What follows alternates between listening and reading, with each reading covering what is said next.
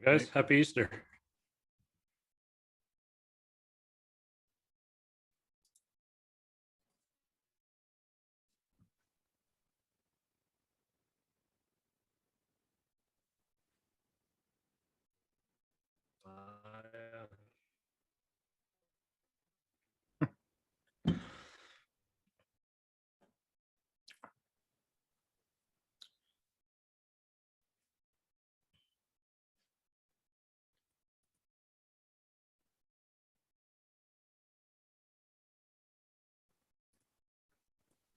All right, for this week's patriotic message, it comes to us from George Carlin.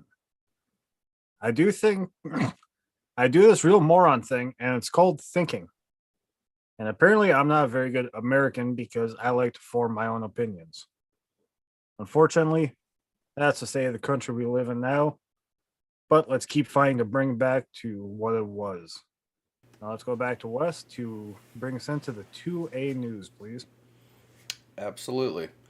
So, just realized, and of course, this is a fault of my own. The first minute and a half of me talking to you guys, you couldn't hear me.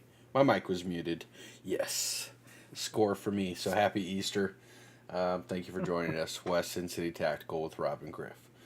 All right, so with the Pro 2A news stuff, we have a new setup, and I want to thank Rob personally for doing what he did for our Pro 2A news and for our Red Button news segments. And we're going to go ahead and roll it now. This week's 2A news. Nevada lawmakers continue to try and pass stricter gun laws, pointing to the tragedy of 1 October that rocked the Las Vegas Valley. Just last week, state lawmakers introduced a bill targeting guns without serial number. Assembly Bill 286 would make it illegal for a person to sell or possess an unfinished frame of a weapon or to assemble a weapon that doesn't have a serial number, also known as ghost guns. Bill sponsored by Assemblywoman Sandra Hawergy also looks to restrict people from going into properties with a weapon where it's forbidden. After 1 October, lawmakers passed a bill in 2019 that included the red flag proposal that allows authorities to take guns from people who pose a danger to themselves or others. It also banned bump stocks. The National Rifle Association is urging members on its website to reach out to committee members and ask them to oppose the bill. The NRA's website reads the bill, prohibits law-abiding citizens from being able to defend themselves at certain businesses. The owners declare it a gun-free zone. Advocates for the bill say it's a necessary safeguard. We know that a majority of gun owners support better gun laws in this country, especially after a week of 2 mass shootings around the country. It's time for us to continue our work here in Nevada to make sure we have better gun laws, said Annette Magnus, Executive Director of Battleborn Progress. Magnus said the bill has a long process ahead before it can be voted on. It will next be work sessioned and amendments will be made.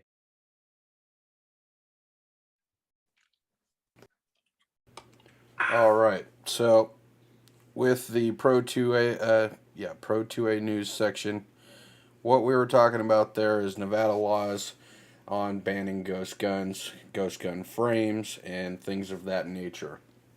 So they're putting bills into place and trying to do amendments and things like that. I guess my thoughts on ghost guns, which I don't even like the term ghost gun because it's not a ghost gun. Obviously, you can see it. Right? There you go. The joke for you. Okay. So, ghost guns, right? When we're talking about a ghost gun, I don't like that term. What it is an 80% lower or an 80% frame is what I'm referencing. 80% meaning not completely finished. So essentially, what that was allowing people to do out here in Nevada is to go somewhere, buy a frame that is 80% complete, and they have to do the rest of the completion, the 20%, to make it functionable. Functionable? Don't know if that's a word. Whatever. Fact check me in the comments. Functional. Yeah, there you go. Functionable, functional, whatever. Point is, I disagree with labeling it ghost guns. Do I think that it should be serialized? Yes, and no. The yes is for, say I get an 80% frame and I take it and I go and I sell it to Rob after I make it 100% complete functioning frame. Now, if I sell it to Rob, I've manufactured a gun. It should be serialized. There should be a background check done on it. I think any law abiding gun owner would agree that we're not opposed to the background check. I don't care about the background check. I have nothing to hide. So that doesn't bother me.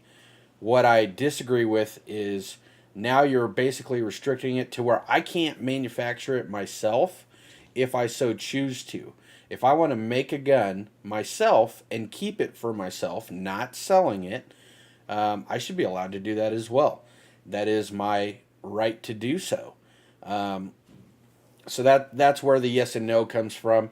If it's mine, I made it. It's only going to be in my possession, owning wise, not out at the range shooting, but owning it wise. No, it shouldn't have to be serialized. It's mine. I'm the manufacturer. I made it.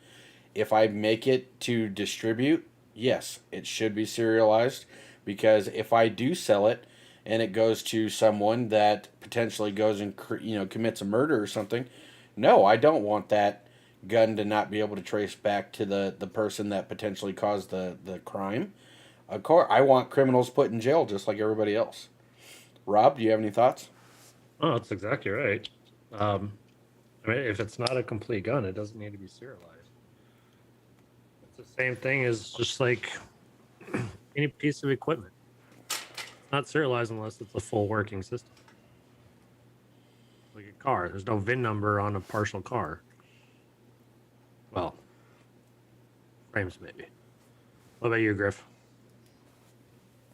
Well, I completely agree with both you guys, and the thing that gets me is they're trying to put forward these laws to ban ghost guns and 80% receivers.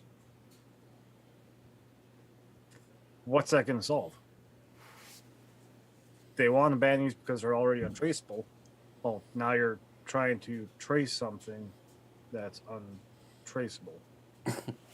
Next, you're going to tell me the war on drugs actually worked. What? It didn't work? Oh my God. I've been lied to.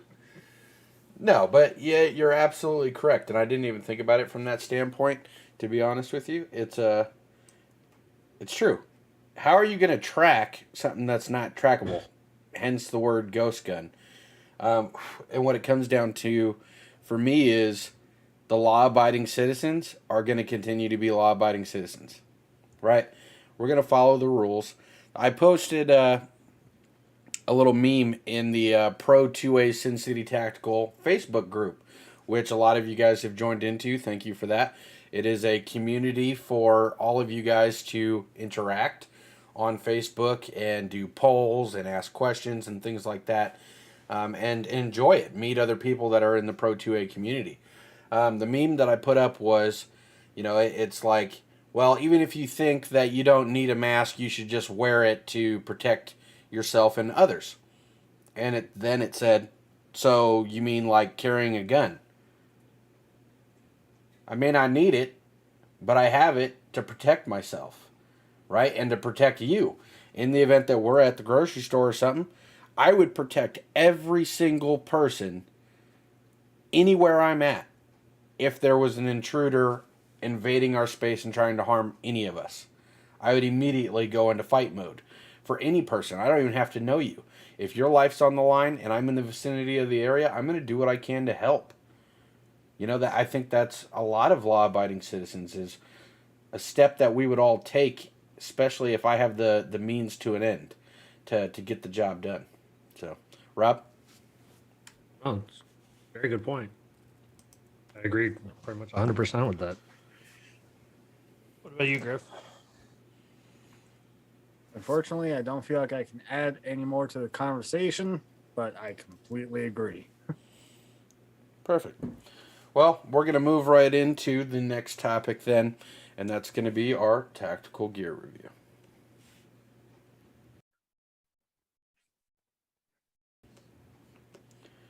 All right. So, for my tactical gear review item, It's something that I have pros and cons for, and I'll explain that after I'm done rolling the clip.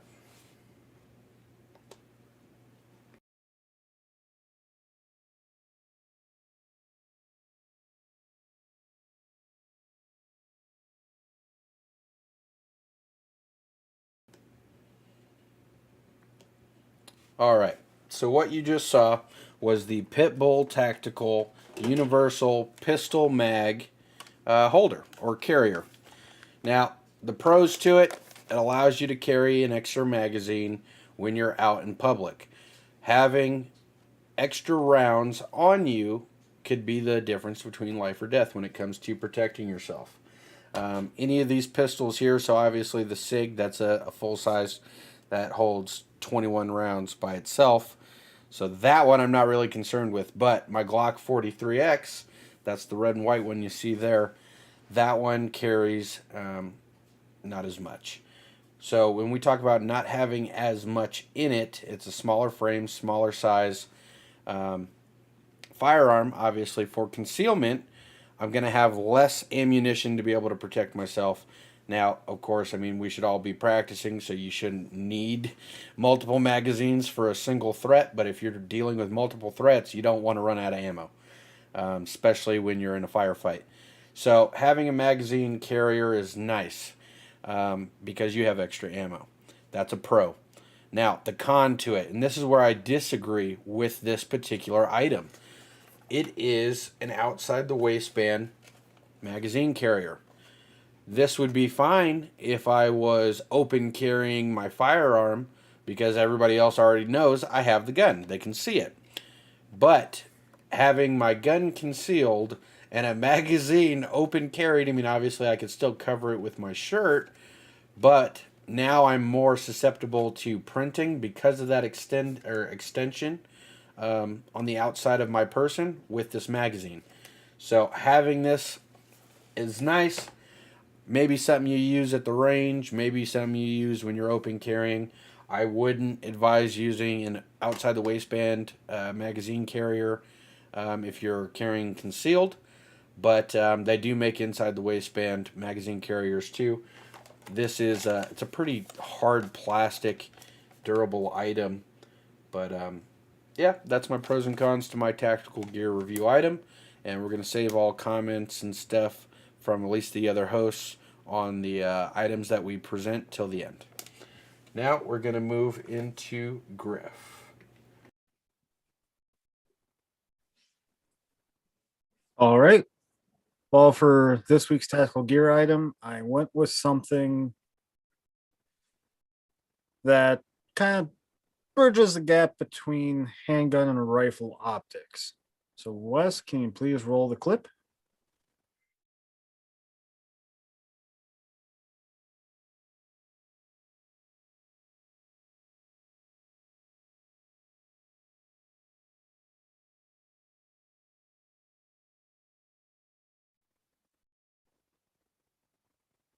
All right.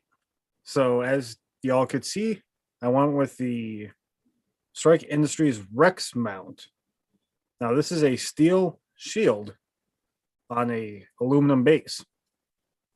Now, this will work with many popular handgun-sized reflex red dots, such as Burst Fastfire, the Doctor, the Vortex Viper and Venom, Leopold Delta Point, the Redfield Accelerator, the Trigicon TRD and the RMR, and many other similar footprints. Retails for $45. But whereas the usual handgun red dots mount directly to a handgun, this provides you with a Picatinny mount and an external shield.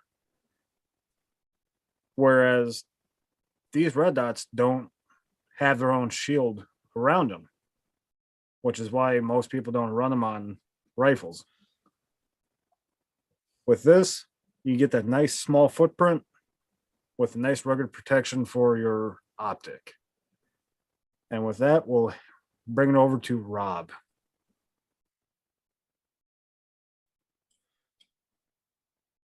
All right, so mine is going to be on this bracelet. Can you go ahead and roll the clip?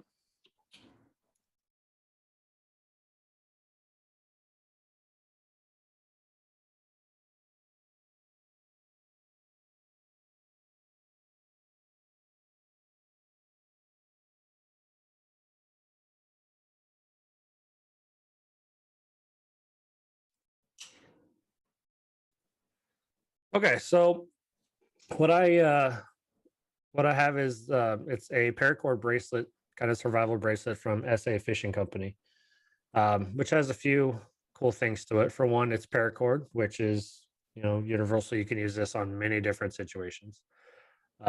Two, it has a compass. Three, has a whistle, so in case you ever need attention, you need someone to um, get their eyes on you, and if you're lost, whistle. The other cool thing is it also has a little hidden like fire starter right here. So if you need it, if you're out in the woods, you don't have anything to get a fire, there you go. It even has a little saw blade that's part of that fire starter. A little sharp edge serrated blade. Help you out with stuff. So it can come in handy. Urban, wilderness, whole bunch of cool possibilities this is for. Um, my son uses this one. He wears this one all the time.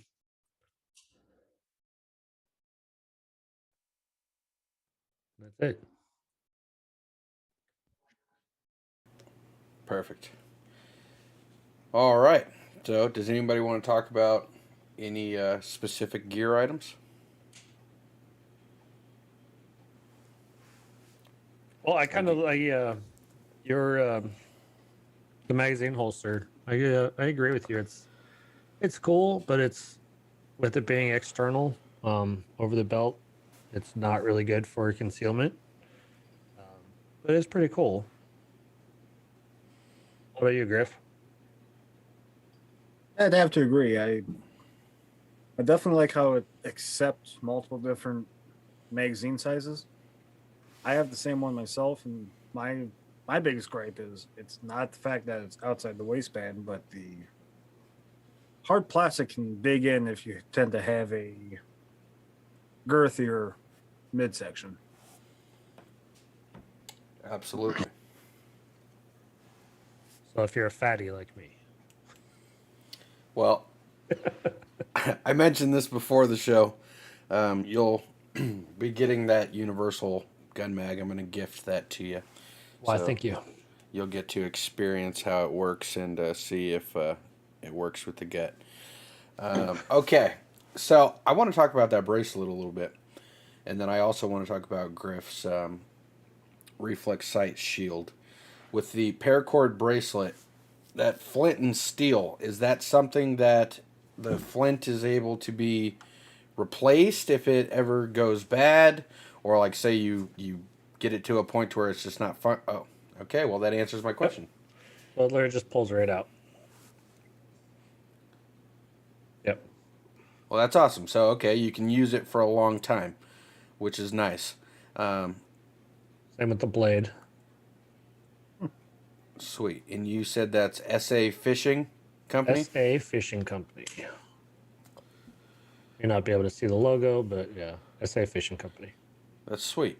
I actually got this when I ordered some of their a hoodie and a couple of their neck gaiters. This actually came free with it. Yeah, I've ordered their neck gaiters before. They make some good stuff. Oh yeah, they make some really cool stuff. Well, that was the only question that I had for that bracelet, and now you answered it, so that's good. I'm assuming you go to safishing.com. We're not sponsored by them. We just enjoy the product. You can probably get the replacement flint and steel and cutter tool from their website, I'm assuming. Now, the reflex sight shield. I used to run reflexes on my long guns, stuff like that, and my AR pistol. I had a problem with it holding zero. I haven't tried a reflex sight with a shield on it, so I don't know if that would affect it holding zero or not, or obviously the quality of the sight probably has a lot to do with holding zero. But I like that setup. So one of the things that I've always wanted to do was run a long gun with a big monotubed rifle hunting scope, like a nice scope, and then have a 45-degree offset Picatinny section to run a red dot. I want to run a little reflex that allows you to do close range and long range shooting, depending on the situation. What are you laughing about? Well, I was just thinking about having the big rifle sight with the 45-degree offset reflex. And I can imagine someone running like a really nice Schmidt and Bender scope and offsetting like a true glow reflex. Bro, that Just was thought my that- ideal setup. That's my setup right there, No, but in all seriousness, I think that changes the game, right? So as you can see on my Scorpion right there, I'm running a Hollow Sun, like monotube style red dot, and then I have a magnifier on it. Now, obviously, that kind of solves the issue with close range and long range because I'm flipping the magnifier in and out of position. But how much time am I losing in the fight by trying to flip out that magnifier? If I had a 45-degree offset red dot, all I would have to do is go from this position to a tilt, and I'm still in the fight. And that was what, a split-second movement versus trying to flip out a magnifier? That's where I think that shield would come in handy real nice too, is on like a 45-degree angle so it doesn't get banged around. Right. Like, Good point. I know and lots of the viewers know. I'm not sure if Rob does, but I'm a competition shooter and a competition match director. And on my 3-gun rifles, that's exactly what I run. I run a low power variable optic on my top, and I offset a pair of iron sights for the exact purpose. I could wind down my zoom, or I could just tilt my rifle and I'm off to races. That's awesome. That's ultimately my setup. So like you see the little AR9 that I have sitting in front of the Scorpion, that has the Magpul Pro 45 offset flip up irons. But I still think I would prefer a red dot. It's just so much cleaner, so much nicer to be able to pick up that dot. Well, I say red dot. I like green dots personally better. But for sake of argument, it's easier to pick up that dot than to try to line up some irons. So I think that's where it would come into play real nicely, is being able to do that. But the shield is definitely something that would be a must if you're going to run an offset or even on top of your rail. So, good items this week. I think we had pretty good items. The mag holder, like I said, I like it, but I have some qualms with it. So I'm going to give it to Rob. Pawning off the good stuff on Rob. All right. Let's nice move of you. into the next topic here, and that's going to be our Red Button News. Once again, thank you, Rob, for doing this segment, and we're going to roll it now. In this week's Red Button News, the U.S. Capitol campus was locked down Friday afternoon after a car rammed into a barricade, killing one U.S. Capitol police officer and injuring another. The driver was shot and killed after he jumped out of the car holding a knife and refused to comply with officers' commands. U.S. police responded to the North Barricade vehicle access point on Constitution Avenue after reports that someone rammed a vehicle into two USCP officers. The deceased suspect has been identified as 25-year-old Noah Green of Indiana, according to Fox News. A source told Fox News the Greens has ties to Virginia. Facebook has removed Green's profile, citing a dangerous individuals and organizations policy. However, according to Fox News, it reviewed multiple posts before it was removed, saying it indicated he was interested in the Nation of Islam. The network says the page included photos and videos of the Nation of Islam rallies, and the bio identified Green as a follower of Farkahan. The officer who was killed has been identified as William F. Evans, an 18-year-old veteran of the U.S. Capitol Police. The second officer, who has not been identified, is in stable condition, Capitol Police say. House Speaker Nancy Pelosi has ordered flags to be flown at half-staff and a procession of officers could be seen riding away from George Washington University Hospital, where the officers were taken following the incident. Investigators have not indicated what may have prompted the attack. The White House has provided a statement regarding the incident. Statement by President Joe Biden on today's attack. Outside the Capitol, Jill and I were heartbroken to learn of the violent attack at the security checkpoint on the U.S. Capitol grounds, which killed Officer William Evans of the U.S. Capitol Police and left a fellow officer fighting for his life. We send our heartfelt condolences to Officer Evans and family and everyone grieving his loss. We know what a difficult time this has been for the Capitol, everyone who works there, and those who protect it. I have been receiving ongoing briefings from my Homeland Security Advisor and will be getting further updates as the investigation proceeds.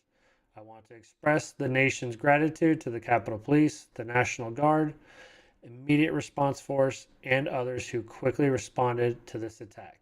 As we mourn the loss of yet another courageous Capitol Police officer, I have ordered that the White House flags be flown to half-mast.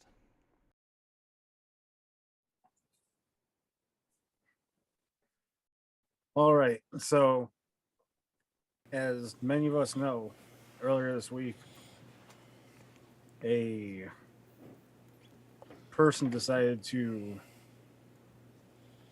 run over a officer in Washington, D.C., and unfortunately, that officer lost her life. But from my understanding, as the perpetrator was exiting the vehicle, if I remember correctly, he was exiting the vehicle armed with a knife. Fellow officer was able to eliminate the threat, for lack of a better term. Ever since the day of it happening, I honestly haven't heard much about it. But I do wonder, though, the sort of discussion that can be brought forth with this incident occurring, especially when it comes to matters of security. Now, ever since the election, Washington, D.C. has pretty much been under barbed wire and barriers. Now, how can someone, in this security theater, how could someone possibly do this? Definitely raise some questions. Why don't we head over to Wes to hear his thoughts on the matter? Well, for me, I'm going to talk about the police side of things, right? Mm-hmm. I think that's important. There's a lot of stuff that's been going on with the police where they're being basically vindicated for, well, I guess vindicated wouldn't be the best word. They're becoming victims instead of protecting us.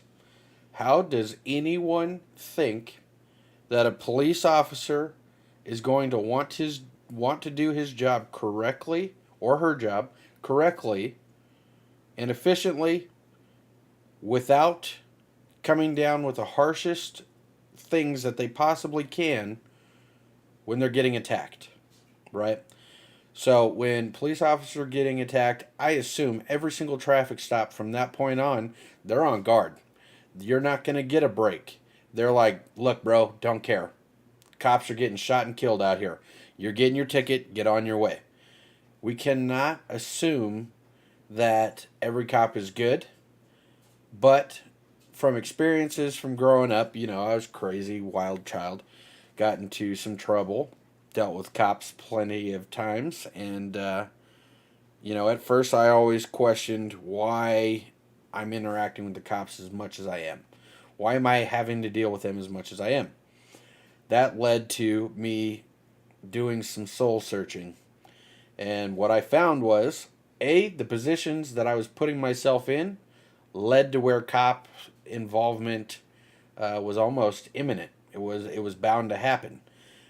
People I associated with, areas that I went to that I probably shouldn't have been in, things like that. Or just even when getting tickets and not getting, a warning instead of a ticket, things like that. For me, it was evaluating myself and going, hey, stop doing this. better likelihood to not have issues with cops. And now, of course, with maturity and everything else, I don't deal with cops because I'm not putting myself in a position to where I have to deal with them. I mind my P's and Q's. I do my thing. I'm not out here, causing an issue which would stir police up and get them to where they're looking at me and creating an issue. So, for people to attack cops and things like that, and I guess I'll play the devil's advocate here in this situation and talk about obviously the minorities, which to me the word minority now is kind of irrelevant. Everybody's getting there's a lot of mixed gendering that's happening, and with that being said, Mixed gendering? mixed, yeah, no, you know what I meant. Race, multiracial, that's what I meant. Yeah. Gendering. Hey, look, bro, there's mixed gendering happening too. Okay, Different subject. that's a different subject though. We're not talking about that. We're gonna move past that point. So I meant multiracial situations going on. Minorities feel that they're being profiled, and they probably are. I'm not gonna lie, they probably are, and it's a sad situation.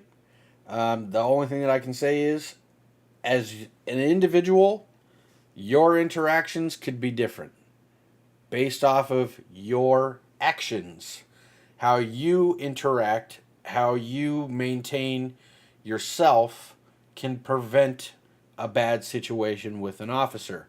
Now, I want to speak on attire a little bit.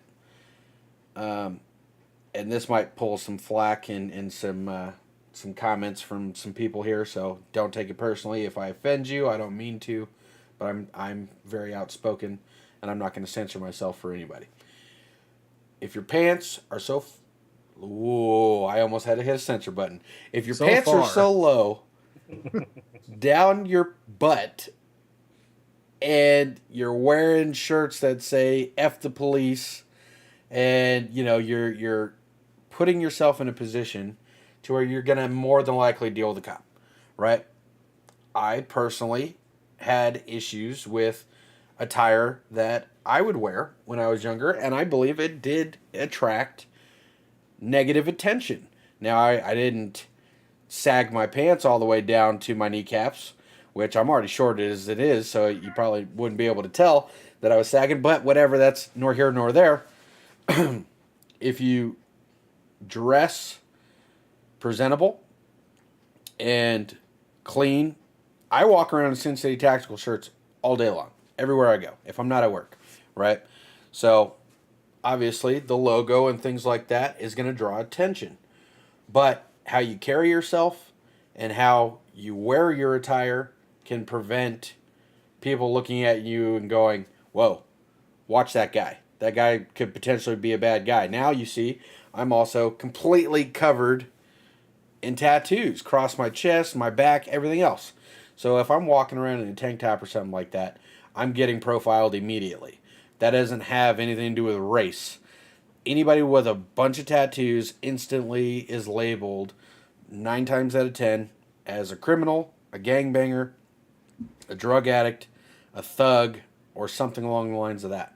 So I may not be a minority, and I may not have to deal with certain situations that some minorities have to, but don't think that I'm not getting judged by my appearance. My day-to-day job, they talk about appearance all the time. They think that it's not okay to walk into a customer's home showing tattoos and having a beard and all of the other things that represent me. I do it because that's me. I'm not going to put on a second face or a second mask to just appease somebody. So, for me, the police being attacked needs to stop. They're trying to figure it out. They're trying to better their situation. They can't be a better police force if we don't become better citizens. They cannot police and protect if we're all out here wild and out. We can't do that. So please back off the police. don't put yourself in a position to have to deal with them. Sorry, I know I rambled and went on for quite some time there, but I personally feel like I've been insulted by it. You know what I mean? Like, I'm not a police officer. I don't have any family members that are police officers. But I could only imagine the amount of stress that you go from an encounter where you're dealing with somebody that was potentially an armed robbery situation to having to go do a traffic stop right after. So that's my piece on that. Rob, you got any thoughts? Actually, yeah. So, kind of going back on what you're talking about appearance, you and I work in the same industry. Uniform is very important. If you show up to the customer's house with your shirt untucked, messy, dirty, they're going to look at you as a slob, that you don't know what you're doing. You're not a professional. Come in clean shirt, nice and tucked. You know, you're a professional. They have more respect for you. Same thing with civilians, you know, and cops. Cops look at you by your, not your appearance, not just by your skin color, but the way you're dressed, the way you're acting. When I was in high school, I was a skater kid. I wore the big jeans, Janko jeans, chain link wallets, all that shit, all that stuff. Sorry. I had a lot more negative interactions with police as a skater kid. Even though I was the whitest boy there, I still had a lot of negative interactions with police because a majority of skater kids back then did stupid stuff, right? Same thing with today. You know, a lot of minorities, darker skin, lighter skin. It's the way you look. If you're walking around, like you're saying, with saggy pants, with, you know, gang tattoos, with a whole bunch of other stuff, yeah, you're going to get a lot more negative attention than the same guy that's the same skin color wearing a suit or nicely dressed in a work uniform, ready to go. They're going to get more attention, you know? And two, the incident at the Capitol is actually two officers were involved. One of them was injured. He's stable. The other one did die. But what really, not really upset me, but kind of bugged me a lot is as soon as that story broke, it was on every news channel. You know, another attack on the Capitol, it's blown up everywhere. As soon as the description of the guy was released, news channels dropped it. They didn't care anymore because as soon as they found out it was not another white guy, no one cared. It's still two police officers that died that they didn't need to, or one that died and one injured that didn't need to be. But all of a sudden, it's not important because it wasn't a white guy that did it. That's what kind of upset me. But that's kind of my take. Right. That reminds me of the recent shooting out in Boulder, Colorado, where again, people were up in arms. You know, let's start talking about guns and dismantling the white supremacy. And oh, this is a fellow from the Middle East, or with a very Middle Eastern name. Let's sweep it under the rug. That is despicable. It really is. Why are we doing this just because of what race the guy is? I agree. And for me, it's the media. The media likes the most dramatic and drama-filled content that they can possibly get their hands on. And It's revenue. 100%. 100%. It generates revenue. If it was, and once again, this is kind of going into a gray area here, and I'm not going to make this a super long thing. It comes down to, let's say, the protests. We'll talk about the protests that have happened and things like that. Why did that coverage get put all over the news week after week after week after week after month? Because it sells. How many people can we piss off to keep watching to see what's going to happen next? And I think that speaks to what you were just saying. That, you know, it aired, they released the information, didn't hear about it again. Like Griff said, didn't hear about it again. So it's sad that that's the situation. any violent act of any kind that's not justified, reasonably justified, should be held accountable 100% all the time, regardless of race, regardless of gender, because it's multi-gendered out here. And I will say this right now: if I got to pee, don't think I ain't gonna use that new law. Just saying. So if you're comfortable with that, that's fine. Me personally, I don't want no dude walking into the bathroom behind my daughter. Not I even. am not having it. I have a son and a daughter, and both of them, they're both being escorted to the bathroom from now on. Oh, 100%. That's I was just gonna say. Yeah, If it's I not see just a my daughter; dude go it's into my her, son too. yeah, if I see a dude following her into the bathroom, same bathroom, best believe Papa Bear's coming out, and I'm most likely carrying. So, anyways, before that turns into a morbid situation, we're going to move into the next topic here, and that's going to be our shout outs and sponsors.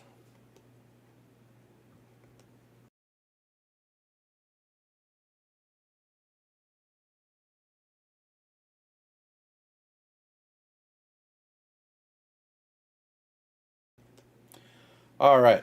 So for my shout outs and sponsors, I want to thank TacPack.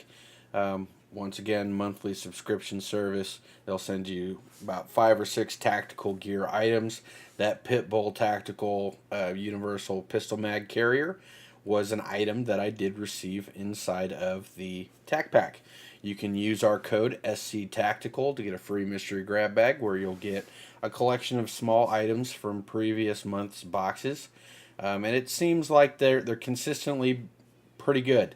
And it's funny, I actually did some research today on an item. Obviously, I can't touch the guns during the live stream, but my FDE and black AR pistol up there, I put that muzzle brake on, Griff. I know you're not on the screen right now with me, but I put that muzzle brake that came in one of the tac packs. It was a Rex Salientum M-type style of muzzle device. I put it on there, so I started looking into it a little bit. I wanted to research it a little bit more, so I Googled it. That muzzle device by itself sells for $49.50. The tac pack is $55, including the shipping and handling.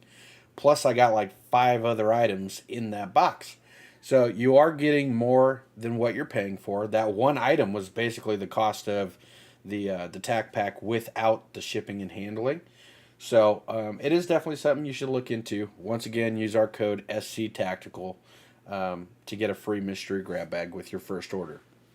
Secondly, Wendy from Sight Shooter. I've been talking to her recently, and I'm going to get her some footage from one of the shows that we did that had her in it, so she can post that up on her website, which is sightshooter.com. She's a personal firearms instructor out here in Vegas. She teaches a lot of different classes, how to be safe in your home, defensive classes, things like that. And as far as I know, she's now working on trying to get her CCW instructor's license to be able to offer that to you guys as well.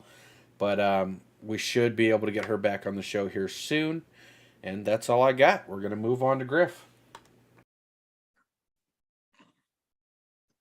All right. As usual, I'd like to shout out G3 at g3survival.com. My opinion, the finest firearm leather goods on the market. He does everything from magazine wraps to handguard wraps, forehand wraps, finger loops, and is constantly coming out with new designs. The tooling of which is done by myself here in the state of Minnesota. And in fact, he's only a couple blocks away from me. So if anyone ever wants to get a custom design done, submit the inquiry. He sends it to me. I do the tooling up in less than a day. And within 5 minutes of it being completed, he has it in hand working on your custom piece. So feel free to check him out at g3survival.com. Or he also has a storefront on both of our websites. Pardon me, I cannot recall our websites. This is quite embarrassing. Hopefully, Wes can fill me in on this.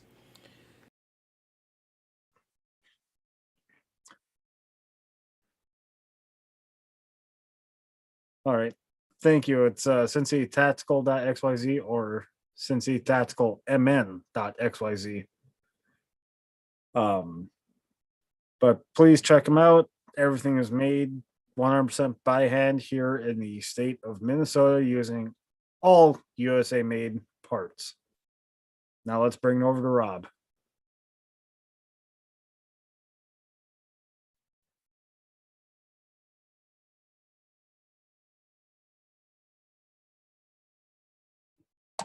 You're muted, Rob.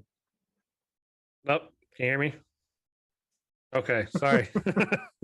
My shout outs are for two people. One, 702 HVAC guy. He is a game streamer, plays Call of Duty, Warzone, a few other games. And his son, One Shot 417. You can find them both on twitch.tv / 702 HVAC guy or / One Shot 417. So go check them out.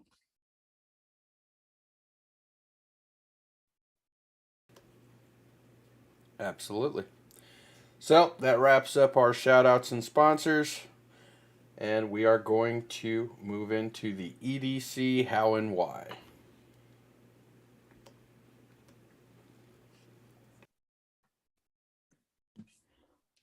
All right. And I'm assuming you've already rolled the intro clip, right?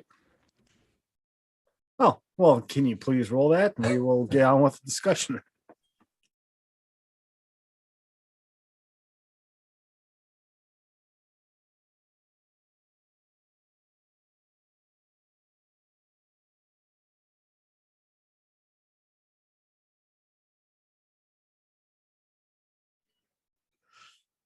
All right. It's back to all of us. All right. As y'all could see, this is a continuation from last week. Thinking outside the bag, improvised transportation and concealment of your firearms. Now I'm going to go off of what I was talking about last week using a tennis racket case for your AR carbines or PCC or anything small like that. Much like before we could carry, how we would go driving around with a baseball bat in our vehicle for the same reason, we'd carry a glove with it. I'm a huge proponent in not only carrying in a improvised fashion as such, but also being able to back it up. So I'll carry with the tennis racket case along with a tube of balls. But also I used to play tennis. I can talk the talk. Now if someone wanted to inspect me, question my knowledge, I could back it up. And the only thing that would give them any inkling I was carrying a firearm in my tennis racket case would be physically going inside the case. Now, some along those lines, it adds to the concealment aspect about it. Now, how's about we bring it over to Wes for his thoughts or even interpretations of other ways of doing this? What do you think, Wes? Absolutely. So I'm going to speak on the tennis racket thing, and I'm going to speak on attire a little bit.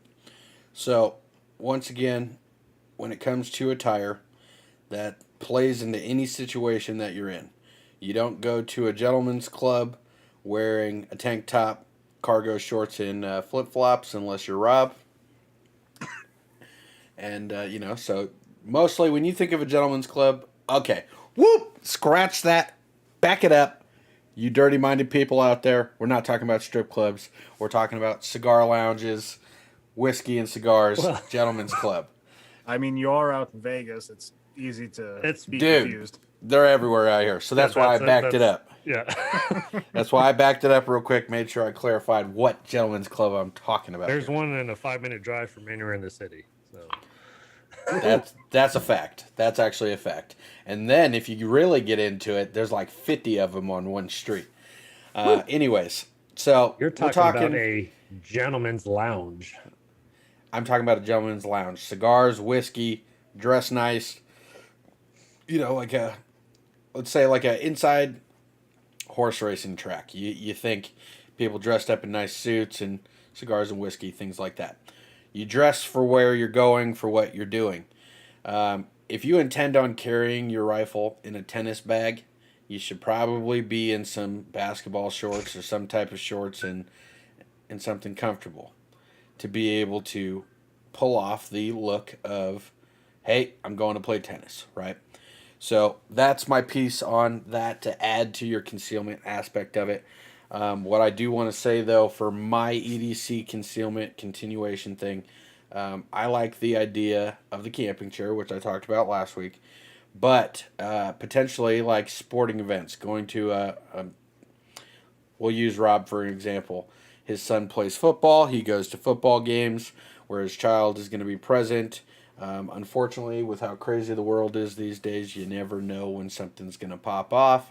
So I like the idea of like a false bottomed cooler to be able to carry like a little handgun or something in there if I needed to, just to be able to protect me and those around me, but still have functionality of being able to keep myself cool. Because if you live out here in Vegas, you know it gets devil hot out here. You know, you're walking in Hell's Gates 99% of the time during the summer. So it's dual purposed. You can conceal your firearm. You can carry some drinks, some snacks, and enjoy your day. Rob? Well, another good one you could use is like a DSLR camera bag. You know, like kind of like the small backpack that like has like different lenses in it, the camera, different little compartments. Something like that would be easy, especially if you're going to like a sporting event. A lot of people use their cameras to take pictures of their kids. Might be a little bit out of place because there's maybe only a handful of people that actually still use DSLR cameras for that. Um, but it is something else. False bottom cooler is also another great idea. Camping chair, um, the sunshade tents, especially out here with the sun. Anytime I go to one of these football games, almost every parent has some sort of shade structure, and they all come with cases. They're all places to put something. I don't know, showing up there with a uh, like a sports bag is a good idea because, as we were talking about before, you know, if my son picks up that bag, you know, that's not a good thing. Um, I mean, that's my take. There's a few things you can use for that. Right. And touching on what Wes was talking about with attire, usually whenever I use a tennis racket case, it's You're not in a going suit. right. But also, I'm not dressed up like What? I'm also not dressed up like I'm going out to play tennis. But that's where my tennis racket case is actually a 6 racket case. People say, well, you don't look like you're dressed and ready to go. Well, sure I am. I toss my tennis racket on one side, then on the other side, I toss my gym clothes in. Good Yeah, bag. who's going to shake down my case over saying that? You might be going to the gym or the court after work. Right. 100%. 100%. So I think that was pretty good for the EDC how and why for this week. I definitely like this topic. I like the interaction with the thought processes that we're putting ourselves through. There's various things that you can get into. We touched on sporting events this week and sporting type of items. There's a lot of sports out there where you have to carry gear to be able to do that sport. So it gives you an option to be able to do that. Like I said last week with the camping chair, going camping in like a public actual campsite, you want to be as discreet as possible. At all the campsites out here that I've gone to, there's always little kids and dogs and a bunch of, elderly people with their family trying to get out of the Vegas heat, first of all, get out of the city, and just enjoy nature. So you don't want to disturb that by scaring people, creating a commotion, things like that. But yeah, that's basically going to wrap it up for today's show, and we're going to let Rob close us out. Well, thanks for coming by, hanging out with us. We'll see you again next week. And happy Easter, everyone. Happy Easter. We'll catch you on the next one. Yeah.